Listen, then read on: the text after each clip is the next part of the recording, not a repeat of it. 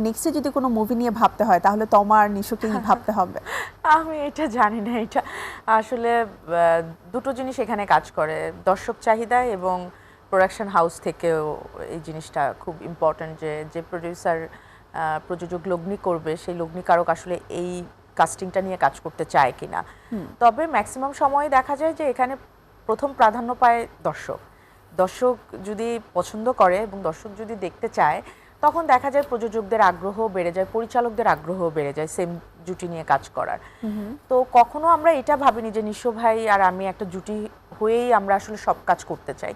আমার কাছে মনে হয়েছে যে দাগি যেরকম আমাকে শিয়াব ভাই বলেছেন যে এই চরিত্রটি আমার মনে হয়েছে যে তুমি ভালো করবে, কারণ চরিত্রটির মধ্যে অনেকগুলো লেয়ার ছিল। হ্যাঁ, একটা টাইম গ্যাপ ছিল, সবকিছু মিলে দুইটা লুক ছিল, দুইটা চরিত্র, একটা মানুষের দুইটা চরিত্র। আরেকটা ব্যাপার অ্যাড করি একটু তোমার সাথে, মানে শিহাব শাহীন হচ্ছে একজন পরীক্ষিত ডিরেক্টর যিনি আসলে না বুঝে কখনো তার ক্যারেক্টারের জন্য কাস্টিং করবে না, কাস্টিং করবে না, এটা আমি একটু অ্যাড করতে চাই সাথে। চুজি কিন্তু উনি সবার সাথে কাজ করতে চান না। তো সেইখানে দুই ধরনের চরিত্র একটা মানুষেরই, যেহেতু তার বয়সের একটা গ্যাপ দেখানো হচ্ছে, তো তার প্রথমে এক ধরনের পরে আরেক ধরনের। তো আমি এখনো যেহেতু দর্শক হলে এসে ছবি দেখছি আমি রিভিল করতে চাই না। তো এইটার জন্য উনি কিন্তু আমাকে যখন বলেছেন যে আমার মনে হয়েছে এই ক্যারেক্টারটা তুমি ভালো করবা, তো এইটা ছিল আমার কাছে সবথেকে মানে মূল শক্তি যে আমার ডিরেক্টর আমার প্রতি আস্থা রাখছেন। এবং সেম আমার প্রযোজক আলফাই, যাদের সাথে আমি আগে সুরঙ্গ করেছি, শাকিল ভাই আমাকে বলেছেন যে আমরা যখন গল্প শুনছি তখন আমাদের মাথায় তোমার নামটা আসছে যে এটা তমা হতে পারে। তো এইভাবেই কিন্তু কাস্টিং হওয়া, এটা কিন্তু এভাবে হয় নাই যে নিশো তমা একসাথে একটা কাজ করি চলো ওদের দুজনকে নিয়ে।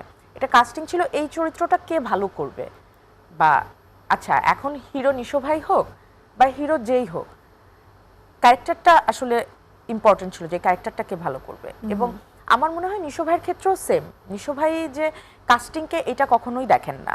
এই একজন মানে অভিনেতা আমার, যাকে এই জন্য খুবই পছন্দ যে উনি কখনো কাস্টিং নিয়ে খুব বেশি কনসার্ন থাকেন না যে ওনার সাথে কোন নায়িকা।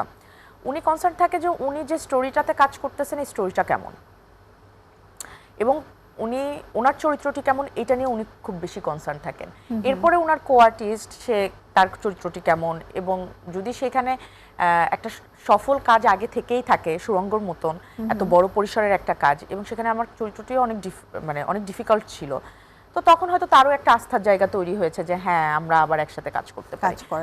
তো এখানে এখন পর্যন্ত জুটি প্রথার আমি কিছু দেখছি না, দেখা যাক এখন এরপরে নেক্সটটা যদি এরকম আবার কেউ ভাবে রিলিজ হলো, আমরা পরবর্তীতে আবার জানি না, হলে তো ভালোই, মন্দ না। লাস্ট কয় বছর তো আমরা প্রেমের ছবি দেখলাম, বিরহের ছবি দেখলাম, বা তোমার এখানে অ্যাকশনও দেখেছি, তুফান। তো নানান ধরনের সুরঙ্গ আবার একটা ডিফারেন্ট গল্প ছিল, যেখানে চিটিং, যেখানে বিট্রে, এই টাইপের একটা গল্প ছিল। তো অনেক ধরনের গল্প তো মানে এক প্যাটার্নের কিছু কিছু বা এই ধরনের দেখছি, কিন্তু অনেকদিন আমরা ফ্যামিলি ড্রামা দেখি না। অনেকদিন কিন্তু আমরা পিওর একটা প্রেম থাকে না, পিওর প্রেম, পিওর একটা স্যাক্রিফাইস, পিওর ফ্যামিলি ড্রামা, এগুলো আমরা অনেকদিন দেখি না। তুমি বলো লাস্ট তুমি ফ্যামিলি ড্রামা ছবি কোনটা দেখছো? দেখো নাই কিন্তু। এটা ব্যাক টু 2011-12 তখন কিন্তু প্রচুর হইতো, যখন আমি স্টার্ট করছিলাম তখন দেখতাম যে এরকম অনেক ফ্যামিলি ড্রামা হচ্ছে, যেখানে আসলে মা বাবার চরিত্র থাকতো এবং প্রত্যেকটা চরিত্রের প্রাধান্য, মা বাবা থাকতো, ভাই বোন থাকতো, একটা ফ্যামিলি থাকতো, ওইগুলো প্রাধান্য, গল্পটা অ্যাকচুয়ালি ফ্যামিলি কেন্দ্রিক হয়ে যেত, একটা প্রাধান্য পেত, যেখানে সন্তান ইম্পর্টেন্ট, যেখানে মা ইম্পর্টেন্ট, বাবা ইম্পর্টেন্ট। এটা কিন্তু অনেকদিন দেখি না আমরা। তো আমার কাছে মনে হয় যে এই ধরনের একটা গল্প তো আর বেশি বলতে চাই না, বারবার বলে দিচ্ছি আর বলতেছি আর বলতে চাই না। আমরা এক কথা যদি বলি যে পারিবারিক, সামাজিক এবং নির্মল প্রেমের গল্প দেখতে হলে অবশ্যই দাগি দেখতে হবে। একদমই দাগি দেখতে হবে।